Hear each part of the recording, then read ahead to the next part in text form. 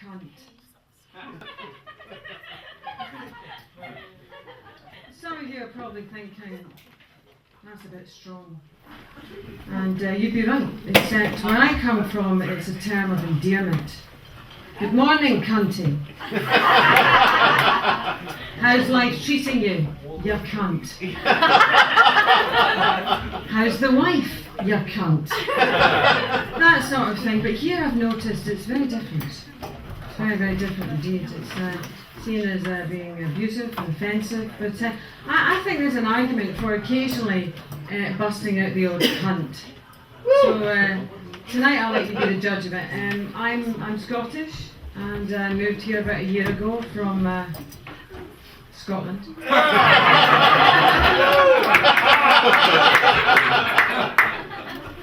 And the guy at Trader Joe's, this guy sidled up to me and he says, at the queue, and he says, do I detect an accent?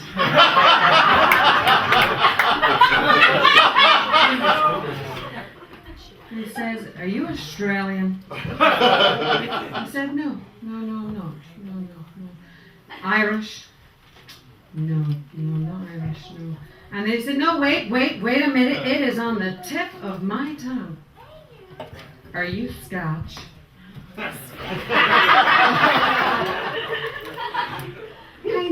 Kind of. And then he says to me, tell me, what language do you speak in Scotland? And then he says, very, very proudly, he says, I am Scottish. I said, really? Oh, that's lovely. I'm very happy for you. Where exactly are you from in Scotland? And he says, Dublin. Which, for those of you who don't know, isn't actually in Scotland. So there we have our first cunt of the evening. Anyways, my name is Michelle Gomez. My full name is actually Michelle Romney Marshall Antonio Gomez, which isn't very Scottish. It's actually Mexican, and I am actually a Scottish Mexican. We don't get many of them here or there.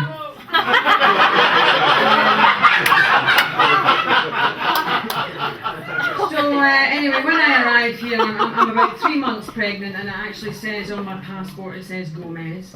And so coming through customs was fun. Because, like any self-respecting Mexican woman, I feel it's my duty to cross the border. Any border, doesn't matter. I'm pregnant, so I have to cross the border. Anyway, eventually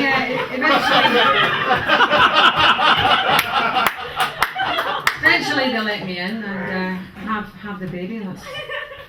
That's great. His name's Harry. Very nice. And I decided as a treat for having the child, I will maybe go and have myself a wee pedicure. So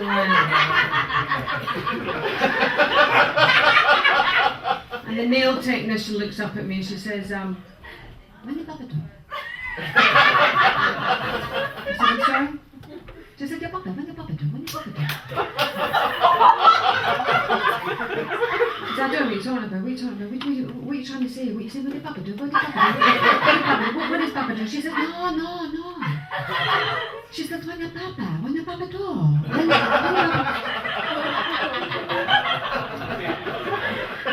I actually had him 3 months ago.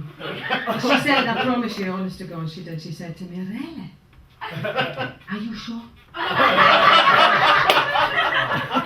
I said, I've never been more sure of anything in my life. So there we have the second cunt of the evening.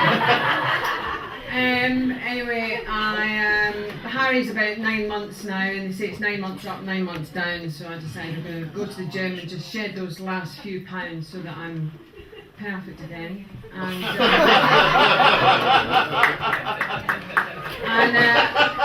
I'm met by this, my personal trainer, and she says, hi. She says, hello there, my name's Shannon. says, I'm your kind of personal trainer. And what we're going to do here is we're going to like weigh and measure you. And we're going to like take down your particulars and stuff like that.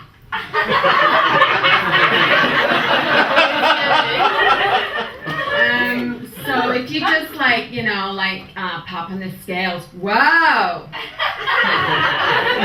Whoa, there.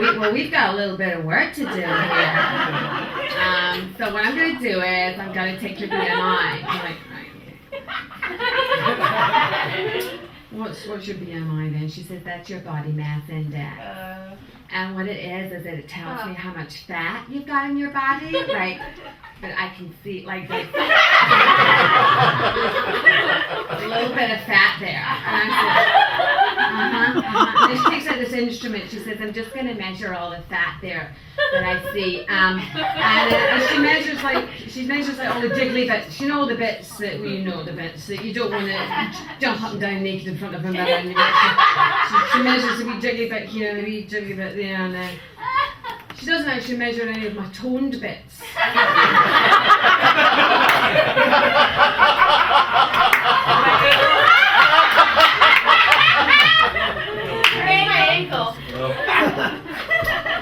And I said, okay, that's lovely, right? So what's a good BMI? What's a good level here? She said, like anything between like 17 and 24 is really good.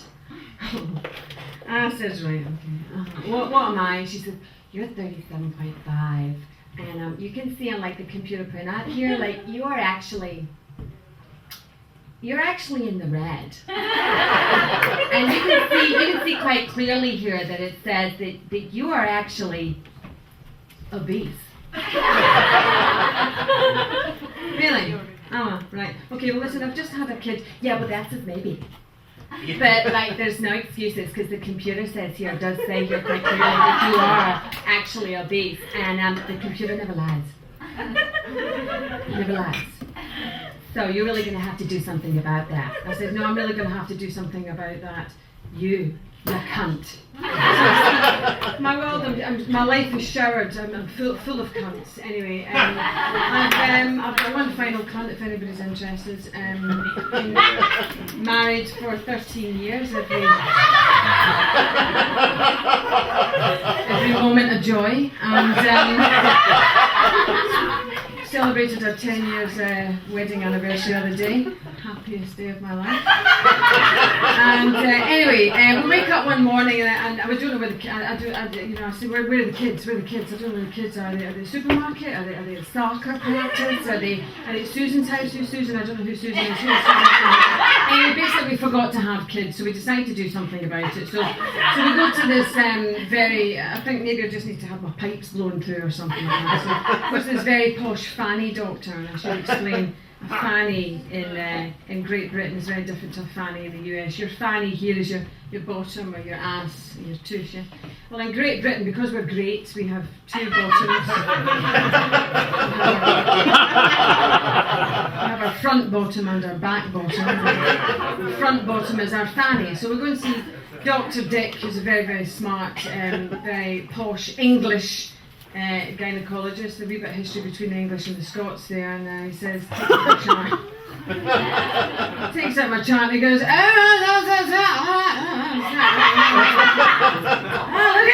that. Oh, wait, we have a Scottish lassie here. Well, I can tell just by looking at you, lovey, that you are in fact barren.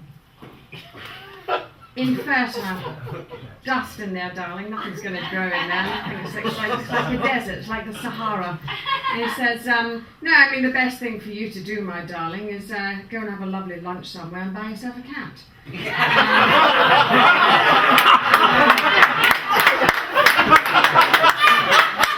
I mean, you are what we call in the trade a prima gravida. Prima what? Elderly, darling, elderly. Very old, darling. I mean, you are way past your childbearing years. You only have to look in the mirror, my darling, to see that your best years are behind you. Quite lucky to have a man that loves you, quite frankly. No, I mean, if you're absolutely desperate and determined that I have a look at you, just nip in behind the curtain there and pop off your panties and I'll give you a quick rummage. What a cunt.